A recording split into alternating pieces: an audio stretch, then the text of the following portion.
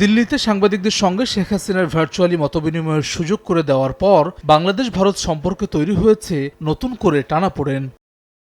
ঢাকার পক্ষ থেকে কড়া বার্তা দেওয়া হয়েছে দিল্লিকে।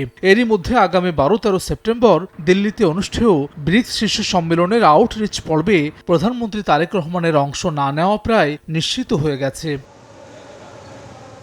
এমন পরিস্থিতিতে সোমবার বেলা 11টায় সচিবালয়ে প্রধানমন্ত্রী তারেক রহমানের সঙ্গে সাক্ষাৎ করেন ভারতীয় হাইকমিশনার দীনেশ ত্রিবেদী। এ সময় বৈঠকে উপস্থিত ছিলেন পররাষ্ট্রমন্ত্রী, প্রধানমন্ত্রীর পররাষ্ট্র উপদেষ্টা। পারস্পরিক স্বার্থ সংশ্লিষ্ট বিভিন্ন বিষয় এবং দীর্ঘদিনের অমীমাংসিত ইস্যু নিয়ে বৈঠকে আলোচনা হয়েছে। প্রধানমন্ত্রী সম্পর্ক এগিয়ে নিতে উপযুক্ত পরিবেশ তৈরির উপর গুরুত্ব দিয়েছেন। এছাড়া শেখ হাসিনাকে প্রত্যর্পণ, হাদি হত্যায় জড়িতদের ফেরাতে আলোচনা হয়েছে বলে জানা গেছে।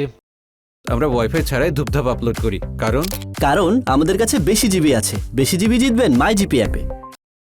পরে সাংবাদিকদের সঙ্গে আলাপে দীনেশ ত্রিবেদী জানান, ভারত দুই দেশের মধ্যে সুন্দর সম্পর্ক চায়। ব্রিক্স সম্মেলনে প্রধানমন্ত্রী তারেক রহমানের অংশগ্রহণের বিষয়ে ভারত আগ্রহ নিয়ে অপেক্ষা করছে বলেও জানান তিনি।